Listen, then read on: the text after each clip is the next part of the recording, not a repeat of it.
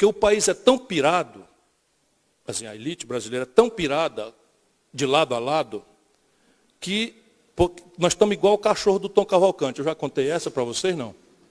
O Tom Cavalcante comprou um cachorro e botou o nome do cachorro de para dentro. Então, todo dia o Tom Cavalcante chegava e dizia, para fora, para dentro. Para dentro, para fora. Isso, o cachorro pirou, disse que começou a fumar maconha e depois se matou. Pois assim estamos nós no Brasil. Se vocês olharem, a premissa do debate da Previdência é a seguinte. Diz o governo e os seus áulicos na grande mídia. A Previdência Social tem um rombo de 280 bilhões de reais e, se não for resolvida, vai engolir o Brasil. Antes disso, disse o Guedes anteontem, nós vamos deixar de pagar os funcionários públicos federais. Pura mentira, eu quero é ver ele deixar de pagar o general Mourão e a sua turma. Pura mentira, terrorismo. Aí, no outro lado, alguns queridíssimos companheiros nossos, assim, é mentira que a Previdência Social tem fraude, tem déficit. É mentira. O debate é assim, tem 280 bilhões de déficit anual, se não resolver o buraco vai matar o país, e tem uma outra turma no debate dizendo o seguinte, mentira, a Previdência Social brasileira não tem déficit. Como é que alguém aborda um problema desse jeito? Percebe? Vocês são estudantes. A primeira providência do cientista é o método. É o método, né? Então você se isola o objeto, percebe as interferências no objeto e tal. Mesmo sob o ponto de vista das ciências humanas, é assim que se especula na ciência. Então nós precisamos pacificar o debate. Aí lá se vê a confusão, porque tudo é ideológico, até número.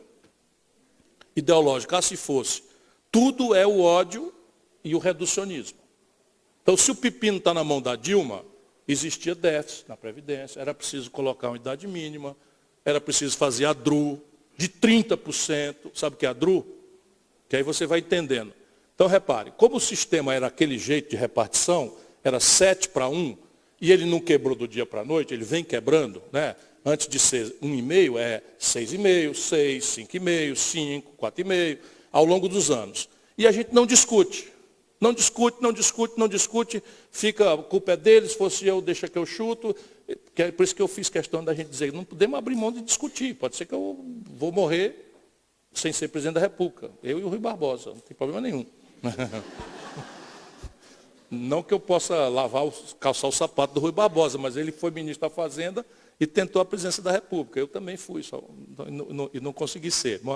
Mas, se for, é para fazer as coisas direito. Então, para fazer as coisas direito, tem que construir uma corrente de opinião, para você chegar lá escorado na corrente de opinião, que vai ajudar a resolver os impasses, inclusive resolvê-los diretamente. Democracia participativa, plebiscitos, referendos, que nós temos que introduzir na vida prática brasileira. Né? Então, o que aconteceu? Ao longo do tempo foi quebrando a Previdência e os políticos foram criando arremedos de solução, tópicas. Puxadinho para cá, um puxadinho para lá e tal. De maneira que hoje nós temos uma bacia de ferramentas de financiamento da Seguridade Social. Contribuição dos empregados aumentada, contribuição dos empregadores aumentada gradualmente ao longo do tempo, contribuição do governo recém-introduzida, contribuição do PIS, COFINS, contribuição social sobre o lucro líquido, essas três têm natureza tributária. Portanto, é impossível fazer uma reforma previdenciária sem tratar da questão tributária junto. Então é mentira, você não pode fazer uma reforma previdenciária simplesmente separada da reforma tributária. Por quê? Porque 3 das principais fontes de financiamento da Previdência hoje pertencem ao sistema tributário. E são contribuições não partilhadas com estados e municípios. Vou repetir, PIS, COFINS e contribuição social sobre o lucro líquido. E aí tem mais receita de loteria e outros penduricalhos mais.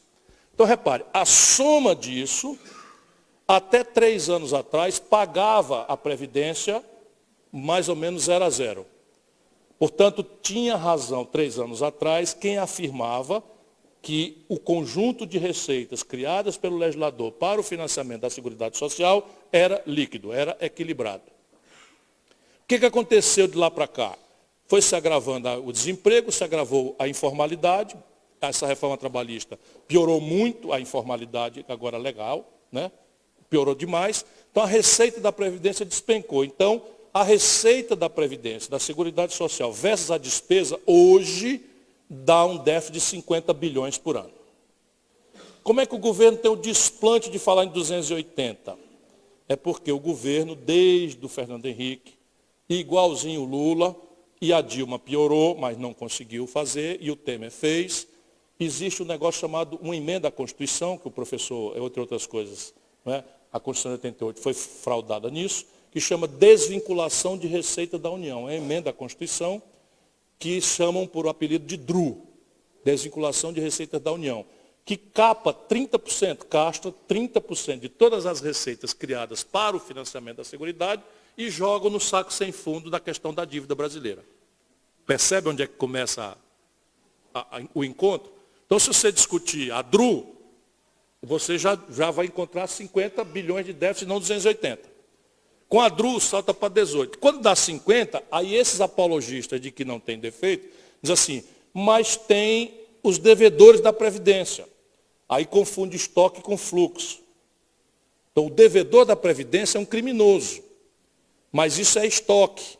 E a Previdência é fluxo. Você precisa de, todo ano, receita equivalente à despesa.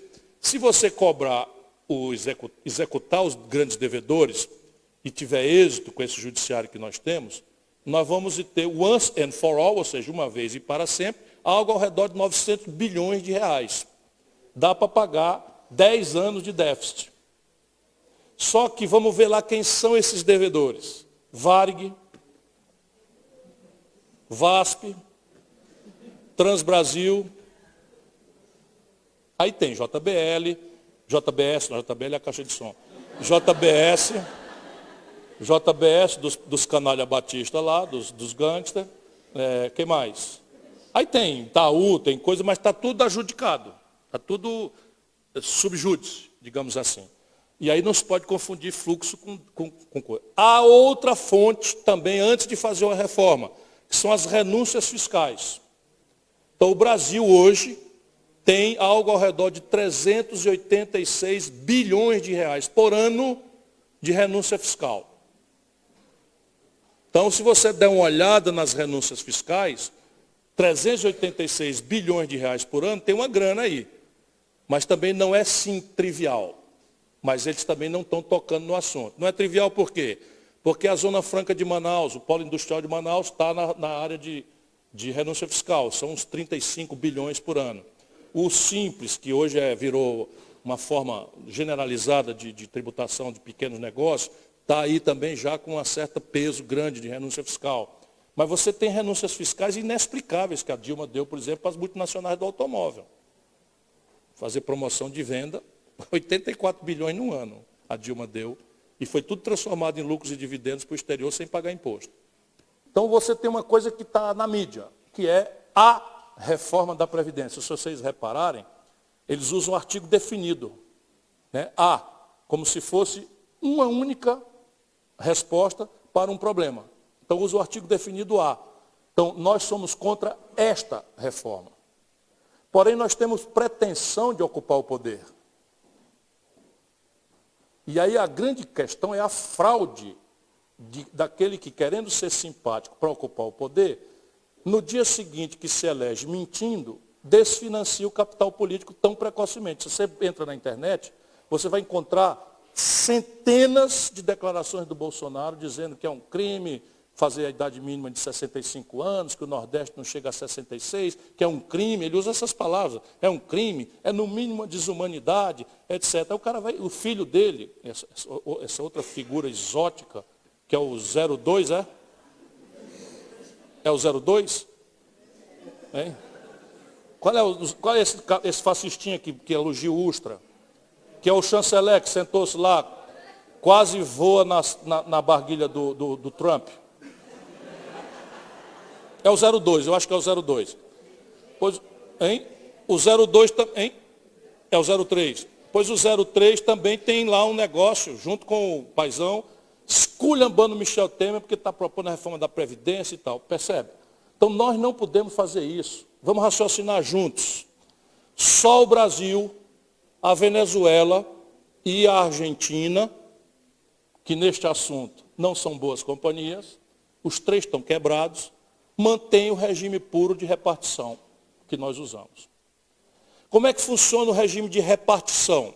Funciona assim: o trabalhador empregado hoje paga o aposentado de amanhã. Então, o trabalhador ocupado hoje contribui para pagar o aposentado de amanhã. Como é que isso funciona? Isso funciona com duas premissas: demografia jovem e alta formalidade no mercado de trabalho. Por quê? Porque a principal incidência para financiar esse regime é a relação formal de trabalho, é a carteira assinada com a contribuição patronal e a contribuição do empregado. Tem outras coisas, mas o principal é isso. O que aconteceu? Nos anos 70, o Brasil tinha 7 pessoas ocupadas para financiar um aposentado com expectativa de vida de 60 anos. A demografia mudou radicalmente. Só para vocês terem uma ideia, a crise dos anos 80 para cá é tão drástica e tão transcendental que o Japão levou 110 anos para ter 30% da sua população acima de 70 anos. O Brasil levou 40 anos para ter mais de 30% da sua população acima de 70 anos. É um envelhecimento acelerado como ninguém, nenhum sociólogo, nenhum estatístico jamais viu, por essa renitência da crise brasileira. Despencou de 4, 5 filhos por casal para 1,5. Resultado prático. E a informalidade, legalizada mais recentemente pela tal reforma trabalhista, é avassaladora. E o desemprego é monstruoso. É 14 mais 32 milhões de pessoas. Resultado prático, aquilo que era 7 por 1, hoje é 1,5 trabalhador ocupado para financiar um aposentado com expectativa de vida de 73 anos. Então é necessário pôr em debate a Previdência Social. É necessário. Portanto, quem foi progressista não pode cair na demagogia de, ao ficar contra esta, e nós temos questão fechada, o PDT vai votar 100% contra esta reforma da Previdência do senhor Jair Bolsonaro. E sabemos por quê. Mas discutir a Previdência, propor alternativas, eu acho que é um imperativo desse projeto nacional. Por quê? Porque o desenho previdenciário tem 2 tarefas, não é só uma. A primeira tarefa é dar alguma dignidade aos nossos retirados, aos nossos mais velhos. Mas a segunda tarefa, mais relevante, não do que a primeira, mas tão relevante, porque tem a ver com o que nós conversamos aqui, é levantar o nível de formação bruta de capital do país. Lembra que eu conversei sobre isso? Você fazer. E a principal ferramenta hoje, Marx não contava com essa, Karl Marx não imaginou que a social-democracia, produzida pelo entrechoque do comunismo com o liberalismo, produziu o welfare state numa certa dimensão e produziu um tipo de capitalismo em que o trabalhador hoje é o maior capitalista do planeta. Como? Fundos de pensão, previdência. Então, hoje, o maior acervo de capital financeiro disponível para o investimento são os fundos de pensão das corporações de trabalhadores do mundo. E o Brasil só tem algumas categorias que tem, e nós precisamos evoluir para isso. Não privatizando, como o Chile fez, muito menos subtraindo a contribuição patronal, como o Chile fez. E é o único sistema de capitalização. Mas aí a grande questão é a transição. Então, nós estamos propondo uma transição muito transparente. Eu propus isso na campanha. Na campanha. Não sei se porque não entenderam, mas eu sei que foi muito elogiado. Né? Basicamente, nós propomos uma transição em 3 pilares. O primeiro pilar é um programa de renda mínima de cidadania, que no futuro, não muito remoto, será por onde se empregará uma imensa geração que esse futurólogo aí da Universidade de Londres, Harari, está chamando de geração de inúteis, que é, com essa sofisticação da produção e as tecnologias, está se produzindo toda uma imensa geração de pessoas com incapacidade de se inserir em qualquer tipo de prática produtiva moderna. Isso, no futuro, vai ser o Estado que vai ter que sustentar. No Brasil, nós já temos os benefícios de prestação continuada, temos uma série de pessoas que entraram para receber sem ter contribuído, quebrando o sistema atuarial de cálculo da Previdência. Então, a ideia nossa, transparentemente, é criar um pilar social que garanta um salário mínimo independentemente de contribuição a quem pôde ou não contribuir.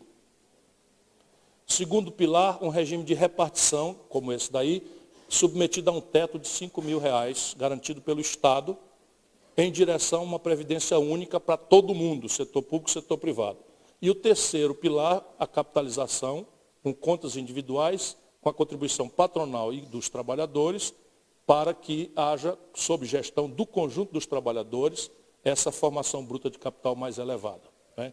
Isto daqui nós temos os cálculos, quanto custa, como fazer a transição. Talvez não seja oportuno discutir agora. Porque como eles têm a máquina de propaganda, 100% da grande mídia a favor, porque quem está querendo isso são os banqueiros, né? Tal, é melhor a gente não pôr em discussão isso agora. É afirmar categoricamente que esta daí nós somos contra.